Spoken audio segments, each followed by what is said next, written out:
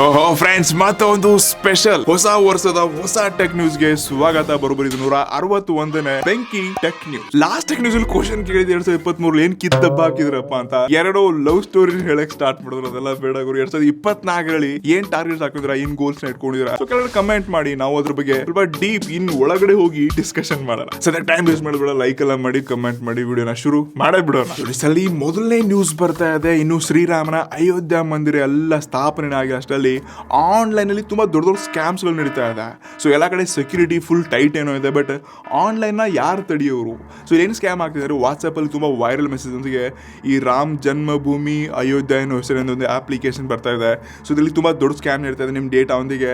So ಇಲ್ಲಿ payments ಗಳು ಕೂಡ ತುಂಬಾ ಇಶ್ಯೂ ಆಗ್ತಾ ಇದೆ ಅಂತೆ.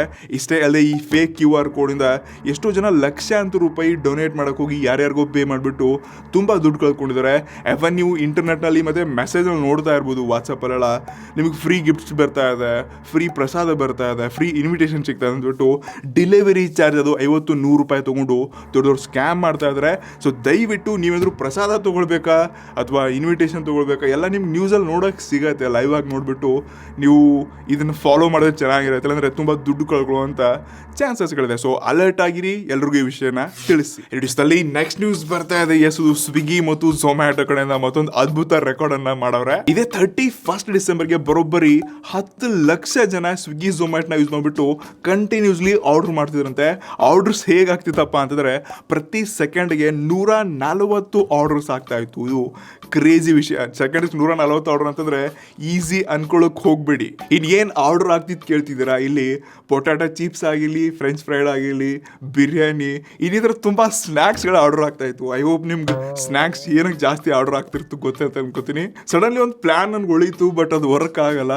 ಈ ಸ್ವಿಗ್ಗಿ ಝೊಮ್ಯಾಟೋನಲ್ಲಿ ಎಣ್ಣೆ ಏನಾದರೂ ಸೇಲ್ ಮಾಡಕ್ಕೆ ಸ್ಟಾರ್ಟ್ ಮಾಡಿದ್ರಪ್ಪ ಅಂತಂದ್ರೆ ಇನ್ನು ಯಾವ್ಯಾವ ರೆಕಾರ್ಡ್ಸ್ಗೆಲ್ಲ ಮುರಿದೋಗುತ್ತೆ ಅಂತ ನಾನು ಯೋಚನೆ ಮಾಡ್ತಾ ಇದ್ದೀನಿ. ನಿಮ್ಗೆದ್ರು ಐಡಿಯಾ ಇದ್ರೆ ಕಮೆಂಟ್ ಮಾಡಿ. ಇಡೀ ನೆಕ್ಸ್ಟ್ ನ್ಯೂಸ್ ಬರ್ತಾ ಇದೆ. ಎಸ್, ಪೋಕೋ ಕಡೆಯಿಂದ ಮತ್ತೆರಡು ಹೊಸ ಸ್ಮಾರ್ಟ್ ಫೋನ್ಸ್ಗಳು ಬರ್ತಾ ಇವೆ. ಇದು ಆಫೀಸಿಯಲ್ ಕನ್ಫರ್ಮ್ ಆಗಿದೆ. ಜನವರಿ 11ನೇ ತಾರೀಕೆ ಪೋಕೋ X6 ಮತ್ತು X6 Pro ಅಂತ 2 ಡಿವೈಸ್ಗಳು ಬರ್ತಾ ಇದೆ. ಸೊ ಮೊದಲಾಗಿ ಪೋಕೋ X6 ಏನಿದೆ, ಇದರಲ್ಲಿ 6.7 inch display, 5000 mAh battery, 60 W power adapter, diamond city 8300 chipset ಒಂದಿಗೆ ಈ ಫೋನ್ ನ ಬೆಲೆ ಕೇವಲ 17,999 ರೂಪಾಯಿ ಆಗಲಿದೆ. ಇನ್ನು Poco X6 Pro as it is Redmi Note 13 Pro copy ಮಾಡಿಬಿಟ್ಟು ಇದನ್ನೇ ಪೇಸ್ಟ್ ಮಾಡವ್ರೆ.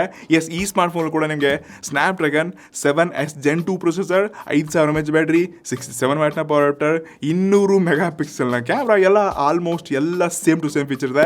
ಜಸ್ಟ್ ಡಿಸೈನ್ ಮಾತ್ರ ಚೇಂಜ್ ಮಾಡವ್ರೆ. ಮತ್ತು ಫ್ಲಿಪ್ಕಾರ್ಟ್ ಆಫೀಸಿಯಲ್ ಪೋಸ್ಟರ್ ಅಲ್ಲಿ ಹಾರ್ದಿಕ್ ಪಾಂಡ್ಯನ ತಗೊಂಡ್ಬಂದು ಫುಲ್ ಆನ್ ಪ್ರಮೋಷನ್ ನಡೆದಿದೆ. ಸೊ ಈ ಸ್ಮಾರ್ಟ್ ಫೋನ್ 20 ಅಥವಾ 22 ಸಾವಿರ ರೂಪಾಯಿಗೇನೋ ಲಾಂಚ್ ಆಗಲಿದೆ. ಕಳಿಸ್ಕೊಟ್ರು ಅಂದ್ರೆ ಅನ್ಬಾಕ್ಸ್ ಮಾಡ್ತೀವಿ, ಅಂದ್ರೆ ಪರ್ಚೇಸ್ ಮಾಡೋಣ ಗುರು. ಇಡೀ ನೆಕ್ಸ್ಟ್ ನ್ಯೂಸ್ ಬರ್ತಾ ಇದೆ. ಅದು ನಮ್ಮ ಬೆಂಗಳೂರಿಂದ ಆಪಲ್ ಮೇಲೆ ಮತ್ತೊಂದು ಹೊಸ ಕೇಸ್. ಈ ಆಲ್ರೆಡಿ ಎಲ್ಲ ಮುಗಿದೋಗಿದೆ. ಸೊ ರೀಸೆಂಟ್ಲಿ ಬೆಂಗಳೂರಲ್ಲಿ IT ಕೆಲಸ ಮಾಡ್ತಿರುವಂತ ಒಬ್ಬ ಲೇಡಿಗೆ, ಲೈಕ್ ಅವರು ಮ್ಯಾಕ್ಬುಕ್ 13 Pro ಸೀರೀಸ್ನ ಯೂಸ್ ಮಾಡ್ತಿದ್ರು. ರೂಪಾಯಿ 1,75,000 ರೂಪಾಯಿ ಏನಾದ್ರು ಬೆಲೆ ಸಮಥಿಂಗ್ ಏನೋ ಇದೆ. ವಿತ್ ಅವರು ಆಪಲ್ ಕೇರ್ ಸರ್ವಿಸ್ ಏನಿದೆ, ಆಪಲ್ ಕೇರ್ ಪ್ಲಸ್ ಅಂತ ಒಂದಿದೆ. ಸೊ ಅದರಲ್ಲಿ ಏನೋ ಡ್ಯಾಮೇಜ್ ಮತ್ತು ಪ್ರೊಟೆಕ್ಷನ್ ನಿಮಗೆ ತುಂಬಾ ಒಳ್ಳೊಳ್ಳೆ ಫೀಚರ್ಸ್ನ ಕೊಡ್ತಿರ್ತಾರೆ. ಬಟ್ ಆಕ್ಸಿಡೆಂಟ್ಲಿ ಅವರು ಮ್ಯಾಕ್ಬುಕ್ ಮೇಲೆ ಕಾಫಿನ ಚೆಲ್ಲ ಹಾಕಿದ್ದಾರೆ. ಸೊ ಅದನ್ನ ತಗೊಂಡು ಅವ್ರು ಸರ್ವಿಸ್ ಸೆಂಟರ್ಗೆ ಹೋದಾಗ ಇದು ಆಗಲ್ಲ, ಹಾಗೆ ಹೀಗೆ ಅಂತ ಹೇಳ್ಬಿಟ್ಟು ಅವ್ರನ್ನ ರಿಟರ್ನ್ ಕಳ್ಸಕ್ಕೆ ಟ್ರೈ ಮಾಡಿದ್ದಾರೆ. ಬಟ್ ಆಲ್ರೆಡಿ ಅವ್ರ ಮೇಲೆ ಆಪಲ್ ಮೇಲೆ ಕೇಸ್ ಮಾಡಿದ್ರು.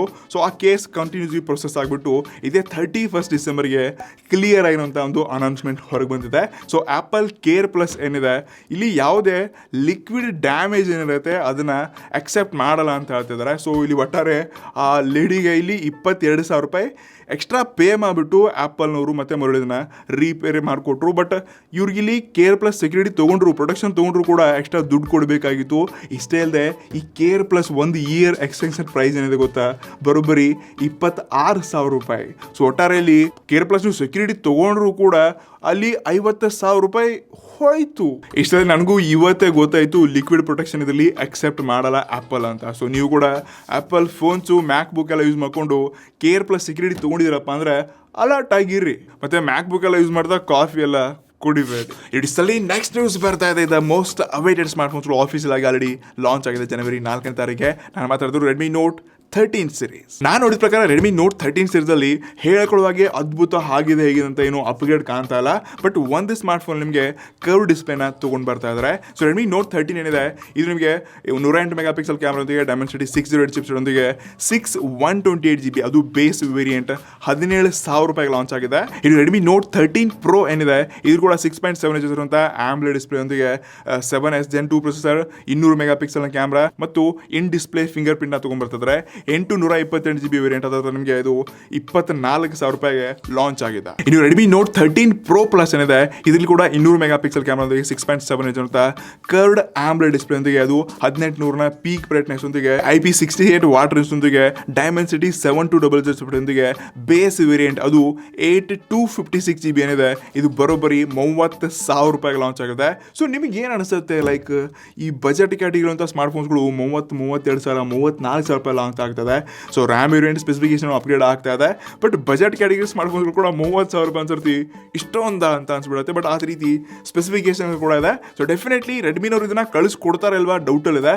ಬಟ್ ಕಳಿಸ್ಕೊಡ್ಲಿಲ್ಲ ಅಂದರೆ ನಾವು ಬಿಡಲ್ಲ ಗ್ರೂಪ್ ಪ್ರತಿಯೊಂದು 3 ಸೀರೀಸಲ್ಲಿ 3 ಸ್ಪೋನ್ಸ್ಗಳನ್ನ ಪರ್ಚೇಸ್ ಮಾಡು ಅನ್ಬಾಕ್ಸ್ ಮಾಡಿ ತೊಗೊಂಡ್ಬರ್ತೀನಿ. ಇಡಿಸಲ್ಲಿ ನೆಕ್ಸ್ಟ್ ನ್ಯೂಸ್ ಬರ್ತಾ ಇದೆ. ಎಸ್ ಅದು ಮೋಟ್ರೋಲಾ ಕಡೆಯಿಂದ ಮತ್ತೊಂದು ಸ್ಮಾರ್ಟ್ ಫೋನ್ ಬರ್ತಾ ಇದೆ. ಸೊ ನೀವಿದ್ರು 10,000 ರೂಪಾಯಿಗೆ ಒಂದು ಖತರ್ನಾಕ್ ಸ್ಮಾರ್ಟ್ ಫೋನ್ ಹುಡುಕ್ತಿದ್ದೀರಾ ಅಂತಂದರೆ ಡೆಫಿನೆಟ್ಲಿ ಈ ಫೋನ್ಗೆ ನೀವು ವೇಟ್ ಮಾಡಬೇಕು.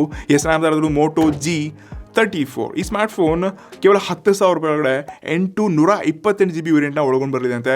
ಸ್ನ್ಯಾಪ್ಡ್ರ್ಯಾಗನ್ 695 ಒಂದಿಗೆ 4.5 lakh ಅಂತದ್ದು ಸ್ಕೋರ್ನ ಒಳಗೊಂಡು ಬರ್ತಾ ಇದೆ. ಇಷ್ಟಲ್ಲೇ ಪಂಚ್ ಹೋಲ್ ಡಿಸ್ಪ್ಲೇ ಒಂದಿಗೆ 5000 mAh ಬ್ಯಾಟ್ರಿ ಮತ್ತು 33 ವ್ಯಾಟ್ನ ಪವರ್ ಟ್ರೈನ್ ತೊಗೊಂಡು ಬರ್ತಾ ಇದ್ದಾರಂತೆ. ಸೊ ಈ ಪ್ರೈಸ್ ರೇಂಜಲ್ಲಿ ಇದೊಂದು ಅದ್ಭುತ ಫೀಚರ್ಸ್ ಒಳಗೊಂಡಿರೋ ಸ್ಮಾರ್ಟ್ ಫೋನ್ ಆಗಿದೆ.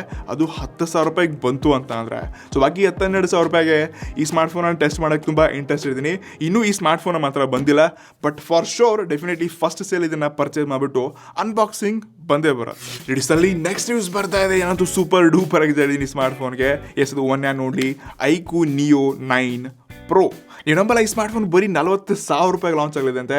ಅದು specially 50 mega pixel plus 50 mega pixel dual rear ಕ್ಯಾಮ್ರಾದೊಂದಿಗೆ 8 Gen 2 ಪ್ರೊಸೆಸರ್ 6.78 inches ಇರುವಂಥ 144 Hz ಸ್ಕ್ರೀನ್ ಡಿಫ್ರೆನ್ಸ್ ಅಂತ ಕರ್ವ್ ಡಿಸ್ಪ್ಲೇ ಒಳಗೊಂಡು ಬರ್ತಾ ಇದೆ. ಇಷ್ಟೆಲ್ಲ ಯುನೀಕ್ ಆಗಿರುವಂಥ ಈ ಡಿಸೈನ್ ಒಂದಿಗೆ 40,000 ರೂಪಾಯಿಗೆ ಅನ್ನೋದು ಸೂಪರ್ ಎಕ್ಸೈಟೆಡ್ ಇದ್ದೀನಿ. ಇಷ್ಟಲ್ಲೇ 5,120 ಅಥವಾ 25 mAh ಬ್ಯಾಟ್ರಿಯೊಂದಿಗೆ 125 ವ್ಯಾಟ್ನ ಫಾಸ್ಟ್ ಚಾರ್ಜಿಂಗ್ ಸಪೋರ್ಟ್ ಇದೆ. ಸೊ ಬಾಕಿ ಈ ಸ್ಮಾರ್ಟ್ ಫೋನ್ ಇದೇ ಜನವರಿ ಎಂಡ್ ಅಥವಾ ಫೆಬ್ರವರಿ ಫಸ್ಟ್ ವೀಕಲ್ಲಿ ಲಾಂಚ್ ಆಗುವಂಥ ತುಂಬ ಸಾಧ್ಯತೆಗಳಿದೆ. ಸೊ ಡೆಫಿನೆಟ್ಲಿ ಈ ಸ್ಮಾರ್ಟ್ ಫೋನ್ನ ಬ್ರ್ಯಾಂಡ್ ಕಳಿಸ್ಕೊಟ್ರು ಅಂತಂದರೆ ಅನ್ಬಾಕ್ಸಿಂಗ್ ಸಿಗುತ್ತೆ. ಸೊ ಎಸ್ ನಾನು ಫೆಬ್ರವರಿ ಫಸ್ಟ್ ವೀಕಲ್ಲಿ ಈ ಅನ್ಬಾಕ್ಸಿಂಗ್ ಮಾಡೋಣ. ಇಡಿಸಲ್ಲಿ ನೆಕ್ಸ್ಟ್ ನ್ಯೂಸ್ ಬರ್ತಾ ಇದೆ. ಗೂಗಲ್ ಮ್ಯಾಪ್ಸ್ ಕಡೆಯಿಂದ ಮತ್ತೊಂದು ಹೊಸ ಅಪ್ಡೇಟ್. ಲಾಸ್ಟ್ ವೀಕಲ್ಲಿ ಒಂದು ಹೊಸ ಅಪ್ಡೇಟ್ ನಾವು ಟೆಕ್ನಿಕಲ್ ತಿಳಿಸ್ಕೊಟ್ಟಿದ್ವಿ. ಸೊ ಎಲ್ಲೆಲ್ಲ ಏನು ರೋಡ್ ಬ್ರೇಕ್ಸ್ಗಳಿದೆ, ಎಲ್ಲೆಲ್ಲ ಕಚ್ಚಾ ರೋಡ್ಸ್ಗಳಿದೆ, ಅಪ್ಡೇಟ್ ಬೇಕಾಗಿದೆ ಅಂತ ಹೇಳಿದೆ. ಬಟ್ ಈ ಏರ್ ಬ್ರೇಕ್ಸ್ ಮತ್ತು ರೋಡ್ ಬ್ರೇಕ್ಸ್ ಎಲ್ಲಿದೆ ಅಂತ ಹೈಲೈಟ್ ಮಾಡಲಿದೆ ಅಂತ ಹೇಳಿದೆ. ಸೊ ಇವಾಗ ಎರಡನೇ ಹೊಸ ಅಪ್ಡೇಟಲ್ಲಿ ಈ 3D ಬಿಲ್ಡಿಂಗ್ಸ್ಗಳನ್ನ ಹೈಲೈಟ್ ಮಾಡಲಿದೆ. ಒಂಥರ ನೀವು ಗೂಗಲ್ ಮ್ಯಾಪ್ ಓಪನ್ ಮಾಡಿದ್ರೆ ಬಿಲ್ಡಿಂಗ್ಸ್ಗಳು 3Dನಲ್ಲಿ ಹೈಟೈಡ್ ಈ ರೀತಿ ಕಾಣಿಸುತ್ತೆ. ಇದು ಸ್ವಲ್ಪ ಇಂಟ್ರೆಸ್ಟಿಂಗ್ ಅಂತ ಅನಿಸ್ತು. ಸೊ ಹೋಪ್ಫುಲಿ ಇದು ಸ್ವಲ್ಪ ಬೇಗನೆ ಬರಲಿ ಅಂತ ಅನ್ಕೋತೀನಿ. ನಾವು ಟ್ರೈ ಮಾಡಿದ್ರೆ ಇನ್ನಷ್ಟು ವಿವಿಂಗ್ ಆ್ಯಂಗಲ್ಸ್ಗಳ ಚೆನ್ನಾಗಿತ್ತಪ್ಪ ಅಂದರೆ ವ್ಯೂ ಸಖತ್ತಾಗಿತ್ತು ಅಂದರೆ ಗೂಗಲ್ ಮ್ಯಾಪ್ ಯೂಸ್ ಮಾಡೋಕ್ಕೆ ಇನ್ನಷ್ಟು ಖುಷಿ ಆಗುತ್ತೆ. ಅದು ನನಗೂ ಕೂಡ ನಮ್ಮ ಡೆಲಿವರಿ ಬಾಯ್ಸ್ಗೂ ಕೂಡ. ಎಸ್ ನಿಮ್ಮ ಒಪಿನಿಯನ್ ಕೆಳಗಡೆ ಕಮೆಂಟ್ ಮಾಡಿ. ಇಡಿಸಲ್ಲಿ ಕೊನೆ ನ್ಯೂಸ್ ಬರ್ತಾ ಇದೆ. ಎಸ್ ಅದು ಓಪೋ ಕಡೆಯಿಂದ OPPO RENO 11 ಸೀರೀಸ್ ಇದೆ. 11ನೇ ತಾರೀಕೆ ಆಫೀಸಿಯಾಗಿ ಲಾಂಚ್ ಆಗಲಿದೆ ಅಂತೆ. ಸೊ ನಾನು ತುಂಬ ಶಾಕ್ ಆಗಿದ್ದಪ್ಪ ಈ ಫೋನ್ನ ಸ್ಪೆಸಿಫಿಕೇಶನ್ ಬಗ್ಗೆ ನಾನು ಮಾತಾಡೋದಿಲ್ಲ. ಸೊ ಇದನ್ನು ಪೋರ್ಟ್ರೇಟ್ ಎಕ್ಸ್ಪರ್ಟ್ ಅಂತ ಏನೋ ಹೆಸರಿಂದ ಬರ್ತಾ ಇದೆ. ಅಂದರೆ ಕ್ಯಾಮ್ರಾದಲ್ಲಿ ತುಂಬ ಫೋಕಸ್ ಮಾಡಿಬಿಟ್ಟು ಪೋರ್ಟ್ರೇಟಲ್ಲಿ ತುಂಬ ಆಪ್ಷನ್ಸ್ನ ಕೊಡ್ತಿದ್ದಾರೆ.